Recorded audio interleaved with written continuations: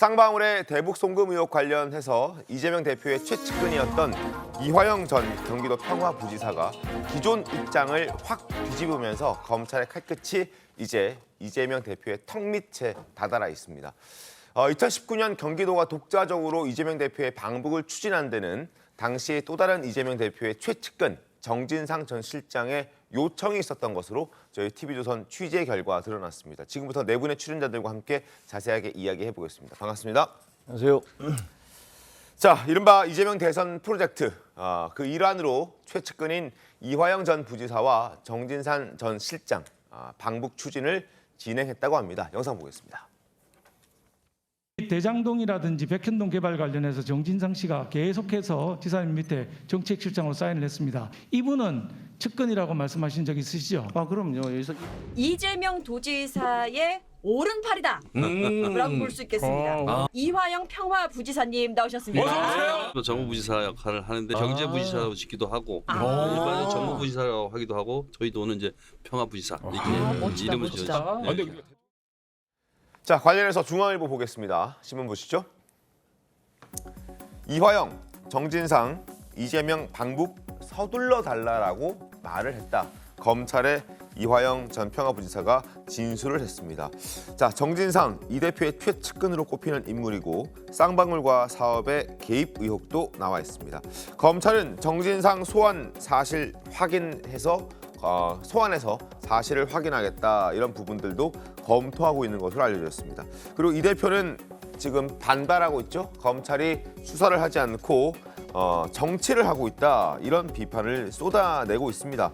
자, 박성준 의원님 어떻게 좀 봐야 되겠습니까? 지금 모습을? 이제 검찰에서 이제 수사가 진행된다고 보는데요. 지금 이제 이 검찰이 국제 정세와 한반도 정세에 대한 인식이 좀 없었던 것 같아요. 그러니까 검찰의 수사에만 초점을 맞췄지 네. 이것이 과연 이뤄질 수 있는 상황이냐라고 하는 부분을 좀 제대로 당시의 상황을 제대로 못 땄던 것 같아요. 그러니까 2018년도에는 사실은 이제 이 트럼프가 2017년 이제 대통령이 되면서 네. 16년 선거를 통해서 남북의 북한에 대한 대북 압박 정책을 엄청나게 가하거든요. 그러다 2018년도에 분위기가 바뀌어서 북한에 대한 관여 정책, 인게이지먼트 정책을 이제 바꾸면서 남북 관계가 이제 물꼬가 터집니다. 2018년도에. 그래서 4.27 판문점 선언이라든가 6.12 싱가포르에서 북미 정상회담, 9.19 평양 공동선언 이렇게 하면서 막 그 남북 관계가 이루어지다가 2019년 2월 27일, 28일 날 네. 하노이에서 북미 정상회담이 결렬이 돼요. 노딜. 네. 결렬이 되면서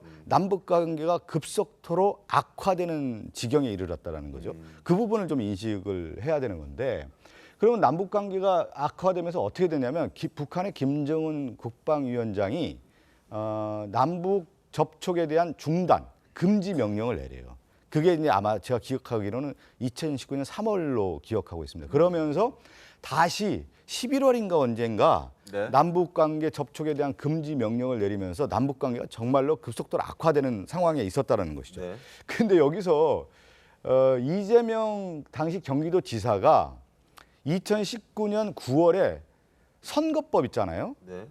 당시 경기도지사 2018년 선거에서 그 선거법 관련해서 그 2심 선고 소송이 납니다. 그래서 선고가 나요. 그게 300만 원 당선 무효용이 나는데 아니 그러니까 내 불 끄기도 어려운데 무슨 남북 관계를 위해서 대북 송금을 하고 지금 이게 말이 되냐는 거예요. 이 당시 2019년도에 그러면 북한을 방문하기 위해서 남북 관계가 이렇게 경색 국면에 있고 미국에서도 그렇고 북한에서도 서로 관계가 이렇게 악화된 가운데 있는 상황을 검찰에서 제대로 인식을 못 하고 있는 거고, 또 하나가 뭐냐면 제가 얘기한 것처럼 이재명 그 당시 경기도지사가 선거법으로 9월에 300만 원 선고받아서 자기 그냥 어떻게 할지도 모르는 상황이었단 말이에요. 그 당시 당선이 무효용을 받아서 이게 실질적으로 대법원까지 가서는 어렵다라고 하는 판단이 그 당시 정치부 기자뿐만 아니라 법원에서 다 있었단 말입니다. 알겠습니다. 그런데 그런 상황을 전반적으로 인식을 하지 않고 대북 송금을 했다라고 하는 부분을 김성태뿐만 아니라 이런 어떤 진술로만 해서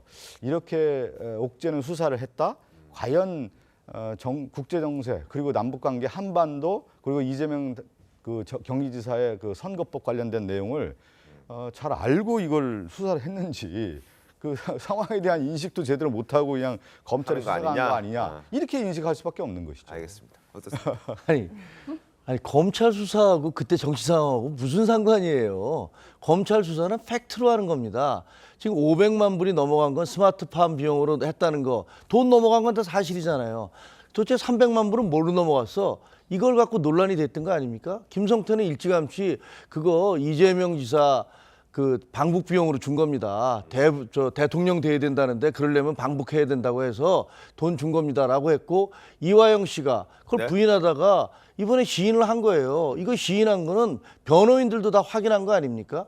아니 팩트가 이렇게 드러나 있는데 거기에 무슨 다른 정황 증거가 이러니까 아니었을 것이고가 무슨 상관이 있으며, 검찰 수사가 지금 범죄 혐의를 수사하는데 그때 당시에 국제 정세와 뭐 정치 상황이 뭐였는지를 왜 그걸 고려해야 됩니까? 그런 걸 고려해서 하는 수사를 정치 검찰이라고 그래요. 그거 지금 민주당에서 계속 비판하고 계신 거 아닙니까? 그러니까 제가 보기에는 이거는 그냥 너무나 명백한 팩트에 대한 얘기고, 증거를 가지고서 그냥 얘기를 하면 됩니다. 지금 그 이재명 지사 대표는 계속 아니라고 얘기했지만 네. 돈을 지출한 김성태, 그리고 그 중간에서 그 역할을 했던 이화영, 두 사람이 더구나 이화영 지사는 측근이었는데 입장을 바꿔서 사실 그랬습니다라고 진술을 하고 있어요. 거기에 대한 해답을 얘기하시면 됩니다. 알겠습니다. 자, 그리고 정진상 전 실장이 이제 개입했다라는 보도가 터져 나오기 시작했습니다. 그 얘기인 즉슨 정진상은 앞서도 영상에서 보여드렸지만 이재명 대표가 인정하는 측근 중에 최측근입니다. 결국 이재명 대표의 지시가 있었다라고 봐야 하는 것 아니냐, 양금 의원님 어떻습니까? 당연히 그 이재명 대표하고요, 정진상은 거의 한 몸처럼 이제까지 움직여왔다는 사실은 모든 지금 상황에서 나오는데요. 대장동, 백현동뿐만 아니라 여기 성남 FC 사건, 그리고 여기 대북 송금 사건에서도 다 정진상하고 논의를 한 다음에 이 모든 사건이 진행되어졌다라고 하는 게 네. 모든 건건마다 이 사람의 이름이 올라오고 있습니다. 네. 그리고 이화영은 이제까지 나왔던 유동규하고는 좀 상황이 다릅니다. 왜냐하면 유동규는 유동규를 거쳐서 김만배가 있고, 김만배를 거쳐서 정진상이 있고, 이렇기 때문에 네. 유동규가 했던 말을 증명하기가 굉장히 앞에서 사실 지금 김만배가 그에 대한 진술을 제대로 하고 있지 않기 때문에 어려움을 겪고 있다고 하실 수 있지만, 네. 이화영은 어떻게 보면은 이재명 지금 현재 대표에게서는 이해찬이라고 하는 네. 줄을 잡아서 당의 주류 세력으로 등장하는데 굉장한 기여를 한 사람이기 때문에 맞습니다. 이 사람에 대한 신뢰가 굉장히 깊었던 거고, 그래서 아마 정진상하고 이런 부분들에 대한 논의가 있었을 거라고 하는 거는 누구라도 짐작할 수 있는 사실입니다. 알겠습니다. 자, 결국 이마만큼 드러난 걸 봤을 때 이화영, 정진상, 그리고 경기도지사 당시 이재명 현 대표, 과연 이재명 대표가 몰랐을까? 그렇게 생각할 수 있을까요? 권세진 기자님, 당연히 알았다고 봐야 되는 것 아닐까요? 네, 그렇습니다. 지금 이제 여기서 등장인물이 좀 많은데, 지금 이재명 대표의 이제 관련 사건이 대장동이 있고 이 대북송금 사건이 있는데, 지금 여기서 이제 주목해야 될 점은 새로 나온 게 이화영 전 부지사가 그동안은 입을 사실상 다물고 있었거든요. 그랬는데 그래서 이재명 대표에게 불리한 진술 같은 걸 거의 하지 않았던 상황인데 지금 이렇게 나온 거잖아요. 그게 이제 큰 의미가 있는데, 사실 이 이화영 전 부지사가 이제 여기하고만 상관이 있는 게, 여태까지 나온 정진상이나 이런 사람들과만 상관이 있는 게 아니라 사실은 이제 김만배나 남원이나 네. 이런 사람들하고도 다 이제 금전적으로 엮여 있다는 이제 저희가 검찰 조서를 입수한 결과 이런 게 지금 드러나고 있거든요. 그러니까 이화영 전 부지사는 정말로 이 다른 측근들, 이 약간 부하 같은 이런 측근들과는 달리 거의 이재명 대표와 이제 거의 정치적 공동체처럼 이제 묶여 있는 상황이었기 때문에 국회의원에 출마도 하고 부지사도 네. 하고 이런 상황이었기 때문에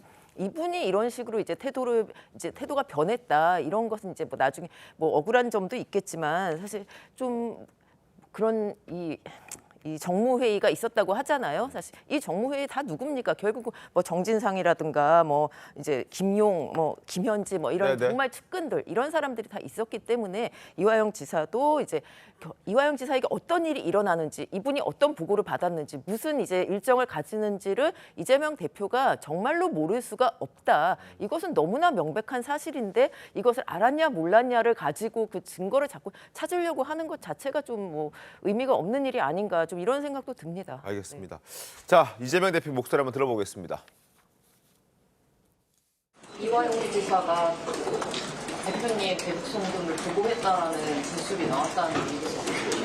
검찰이 수사를 해야 되는데 자꾸 정치를 하고 있는 것 같습니다.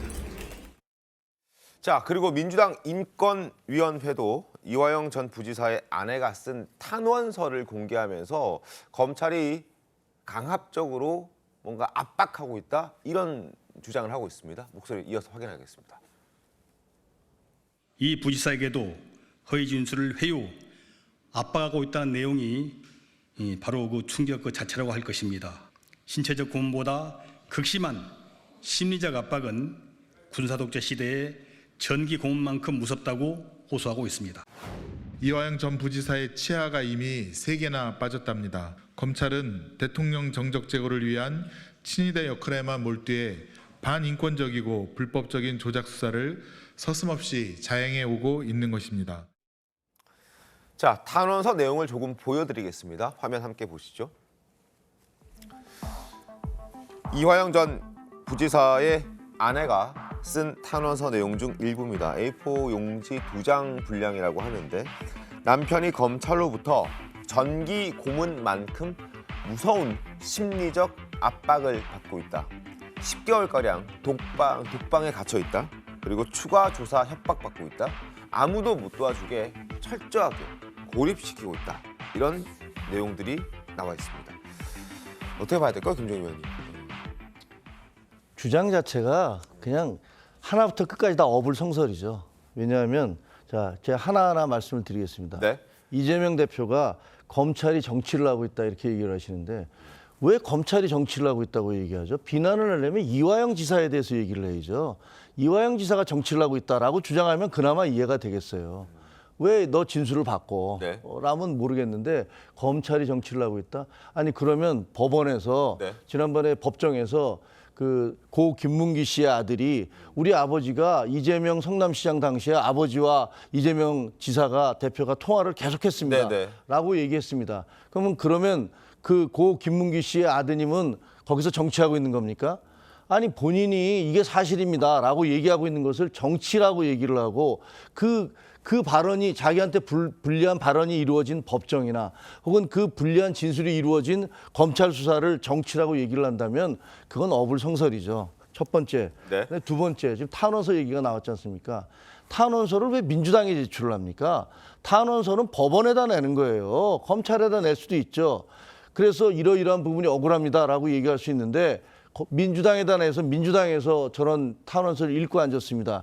저게 탄원서입니까? 정치문서입니까? 말이 안 되는 짓을 하고 있는 거고요. 네. 세 번째, 그 탄원서 내용을 보세요.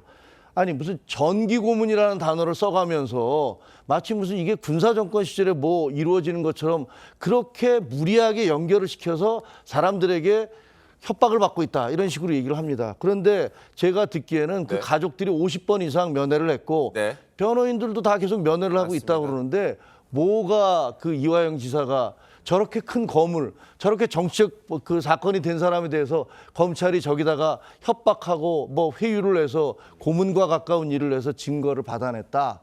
가만히 계시겠습니까, 그분이? 그러니까 이게 말이 안 되는 주장들을 지금 하고 계시는 거예요.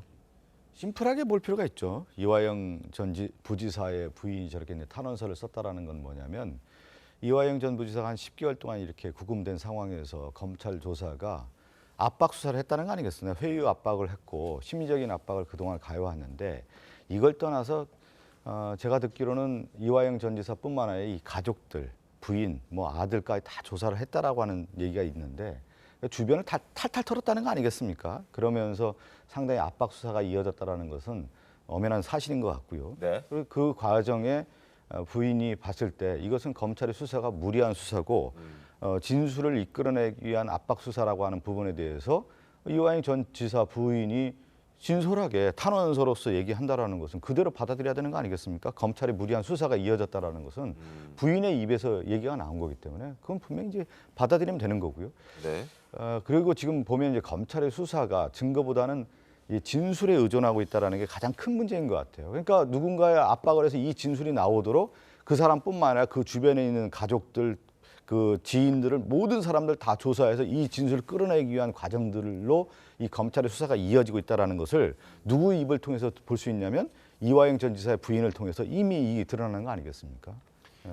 그렇게 지금 보면 되는 거죠. 예를 들어서 제가 이제 법조 기자를 해봤는데 제가 검사입니다. 검사여서 그 피의자한테 얘기를 하면서 자 거짓말하지 마시고 진실을 말하세요. 만약에 이게 다 밝혀지면 그 다음에 더 큰 처벌을 받습니다. 이건 회유입니까? 이건 압박입니까? 아니 검찰은 당연히 그렇게 얘기할 수 있죠. 당신 거짓말하지 마세요. 지금 다른 사람들이 이렇게 얘기하고 있는데 거기에 대해서 거짓말하시면 나중에 더 큰 위중죄 처벌을 받습니다. 이렇게 얘기하는 것을 압박이라고 그러면 이런 압박을 안 하고서 어떻게 수사를 합니까? 그거 하나고 또 하나는 자 진술에만 의존하고 있다. 네. 뇌물 사건의 거의 대부분은 현금이 오갑니다. 거기서 무슨 증거가 있을 수 있겠어요? 그러니까 대부분 그때 정황 그리고 그때 돈을 줬다는 사람이 이 사람이 왜 거짓말을 할 이유가 없으면 근데 받았다는 사람은 다 안 받았다고 얘기할 거 아닙니까?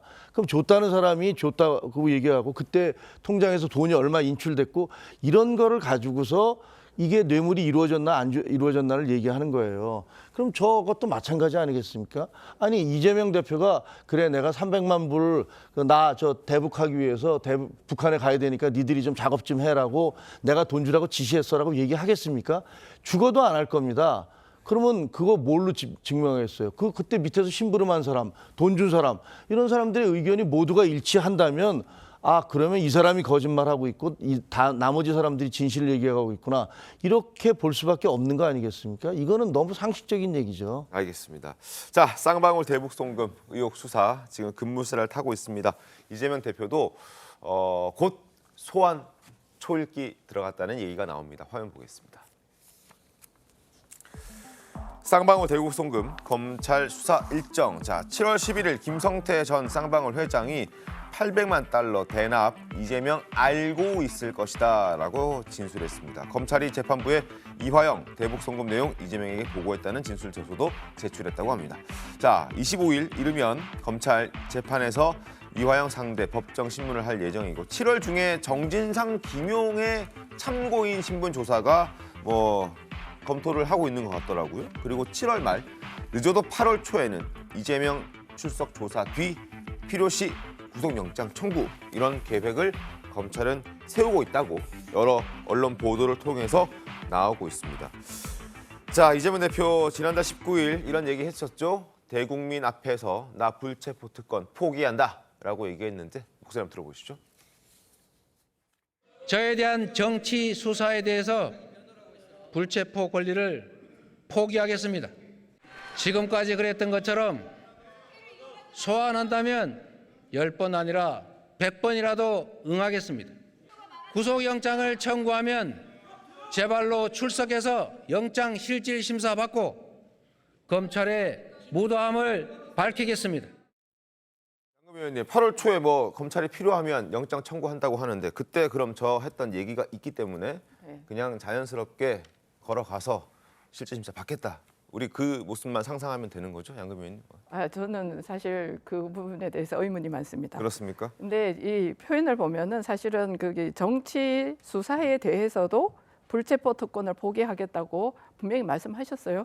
그럼에도 불구하고 민주당 의총에서 어떻게 얘기했냐면 정당한 영장에 대해서만 자기들이 불체포 특권을 내려놓겠다고 했는데 그 첫 대상이 저는 이재명 대표가 된다는 사실이 굉장히 어떻게 말하면 아이러니하기도 하고요. 네. 그리고 민주당이 만약에 여기서 불체포 특권이라고 하는 방탄을 다시 시작하게 된다면 이제 민주당은 도덕적으로도 그렇고 당의 어떤 쇄신에 관한 거라도 모든 면에서 저는 수렁으로 빠져서 더 이상 이제 어떤 정당으로서 역할을 하기가 어렵지 않을까. 사실 정당은 도덕성을 기반으로 하거든요. 네. 물론 그 부분에 있어서 가장 치명상을 입게 되지 않을까 싶어서 그렇기 때문에 아마 굉장히 나름대로 고민이 많을 거고 굉장히 여러 차례 의총을 하지 않을까 그런 생각이 듭니다. 알겠습니다. 대북 송금 의혹 관련된 영장 과연 박성준 의원 이건 정당한 영장으로 봐야 할수 이건 이제 정치적인 어떤 이재명 당대표에게 이제 숙명과 같은 이제 검찰의 수사가 이어지는 거고 이제 정면 돌파해야 되는 거고요.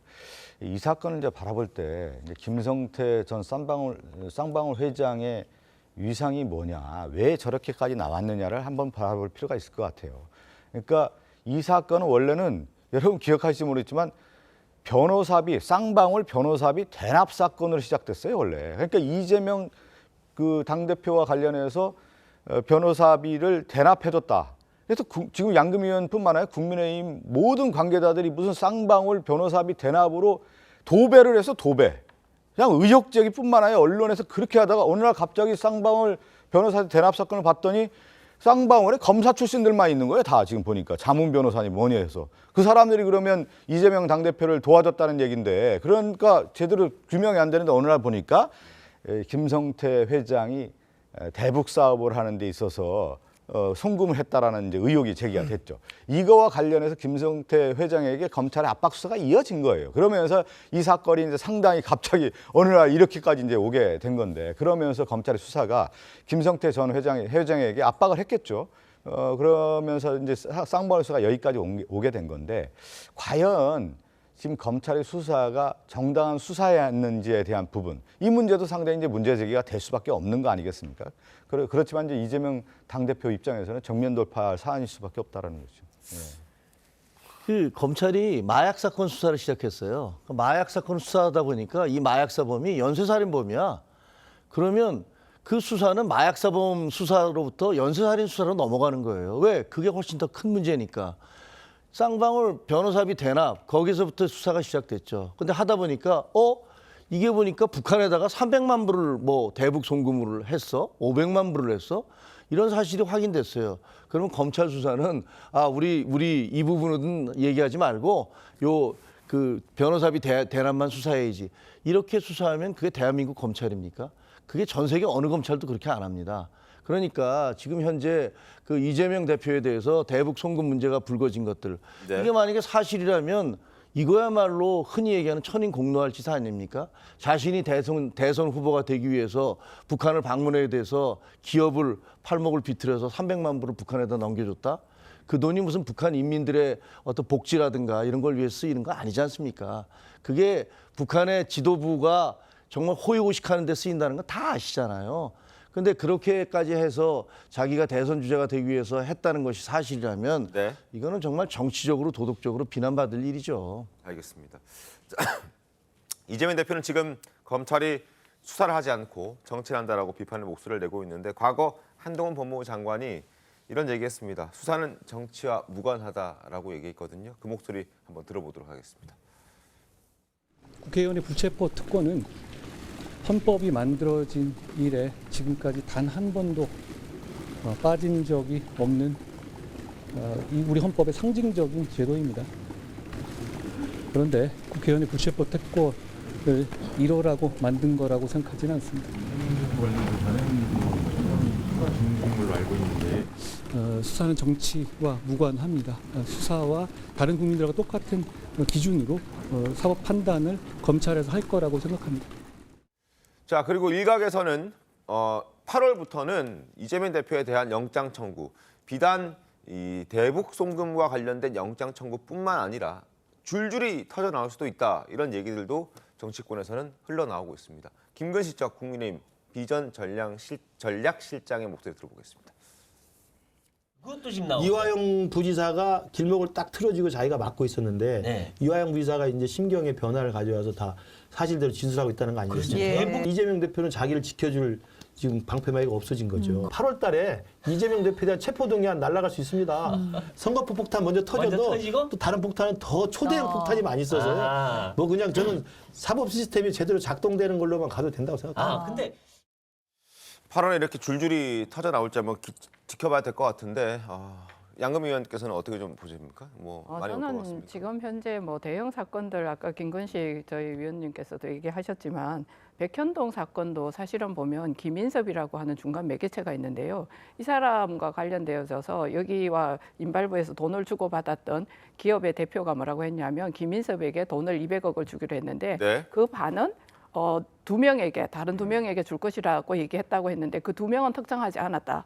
그렇게는 얘기가 됐는데 이걸 조금 더 들여다보면 어떤 문제가 있냐면 김인섭 씨가 만약에 본인이 돈을 받았는데 그 지금 두 명에게 돈을 주지 않고 본인이 다 가졌다고 하면 사기죄까지 포함이 됩니다. 네, 그렇죠. 그냥 사기죄는 보통의 다른 범죄와 달리 아마 형량이 더 높은 걸로 제가 알고 있거든요. 그래서 이 김인섭이라는 사람도 이제 막다른 골목에 온 거예요. 이제까지 유동규도 마찬가지고 이 김인섭이라는 사람도 마찬가지고 이화영 부지사도 마찬가지고 모두가 이 이재명과 관련되어져 있는 모든 범죄를 본인들이 다 끌어안고 가기에는 너무 많은 부담을 안게 되는 거예요. 그러다 보니까 입을 열 수밖에 없는 네. 입장이 되는 거고 그러다 보니까 이 부분에 관해서도 아마 특히 저기 김인섭의 장모 상에 우리 저기 이재명 대표가 와가지고 저기 R&D 센터와 그리고 주거 시설을 짓는 거에 대한 퍼센트지가 50대 50이었는데 네. 50대 50으로 하게 되면 사실은 수익이 많이 나지 않으니까 이 부분에 대한 거를 좀 고려를 해달라고 했을 때 그 자리에서 4대 6으로 바꿔줍니다. 네. 그러니까 그 사실을 이재명 현 그때 전 지사가 그 자리에서 그걸 결정을 했다는 사실 자체도 이미 지금 언론에서 나오고 있지 않습니까? 네. 이 모든 걸로 봤어도 모든 게 다 배임 혐의가 적용되는 부분들이 있기 때문에 이제 더 이상 이재명 지금 대표는 도망갈 구석이 없다는 거죠. 앞으로 점점 더 많은 사실들이 진실이 공개될 거라고 저는 보고 있습니다. 김건식 교수가 무슨 뭐 방패막 얘기하고 무슨 사법 시스템 제대로 작동되면 다 뭐 어떻게 된다 이렇게 얘기하는데 지금 국민들이 바라볼 때 이 검찰의 수사가 공정하다고 보는 사람들이 몇 분이나 있겠습니까? 솔직히. 지금 서울 양평고속도로 관련된 부분이라든가 김건희 여사의 주가 조작 관련된 부분이라든가 지금 요즘에 드러나는 검찰의 특활비 관련해서 증빙 자료 다 없앴다라는 거나 이런 것들 지금 보면 감사원이라든가 검찰에서 왜 수사 안 합니까? 내용을 봤을 때 지금 우리나라의 공정한 수사가 제대로 진행되지 않고 있다는 거고 지금 윤석열 정부의 방패막은 누굽니까? 검찰이 지금 방패막 하고 있는 거 아니겠습니까? 그런 것을 봤을 때 과연 검찰의 수사가 정당한 수사인지 무리한 수사인지 국민들이 다 지켜보고 있는 거 아니겠습니까? 알겠습니다. 한 말씀 하시려고요? 저는 정말 아니라고 봐요. 그러니까 메시지가 마음에 안 들면 메신저를 공격한다는 건 뭐 상투적인 정치권의 습관인데 네. 지금 계속 증거가 나오니까 불리한 증거가 나오면 뭐라고 그러냐면 검찰이 그 공정한 수사를 안 하고 있어. 이게 마지막으로 귀결될 뻔한 얘기예요. 근데 그 얘기를 하려면 지금 현재 증언하시는 분들을 비판을 해야 돼요. 유동규 씨나 김인섭 씨나 그다음에 이화영 씨나 모두가 다 이재명 지금 대표의 최측근이었던 사람들이에요. 그분들이 입장을 바꿔서 진술을 하고 있으니까 그분들을 비판을 하셔야지. 그분들을 상대로 한 수사 자체를 야 이거 다 판 무효야. 옛날에 뭐 고스톱 치다가 자기가 불리해지면 그냥 확 판 뒤집는 거 있지 않습니까? 네네네. 그런 식의 논리로 그건 고스톱판에서나 가능하지 현실 수사에서는 불가능합니다. 알겠습니다. 자, 지금 조금 전에 유동규, 김인섭, 이화영 이렇게 거론하면서 그 사람들이 진술을 좀 바꾸고 있다 이렇게 말씀해 주셨는데 뭐 유동규 씨는 대장동과 관련해서 진술을 바꿨고 그리고 이화영 씨도 대북 송금과 관련해서 일부 300만 달러와 관련해서는 진술을 바꿨습니다. 다만 김인섭 씨는 아직까지 이재명 대표에게 불리한 진술은 하고 있지 않습니다. 김인섭 씨에게 돈을 줬다고 하는 그 정모 씨라는 그 대표가 진술을 좀 바꾸고 이재명 대표에게 불리한 진술을 지금 하고 있을 뿐 김인섭 씨는 여전히 부인하고 있다는 점, 요 사실관계는 좀 바로잡고 다음 주제로 가겠습니다.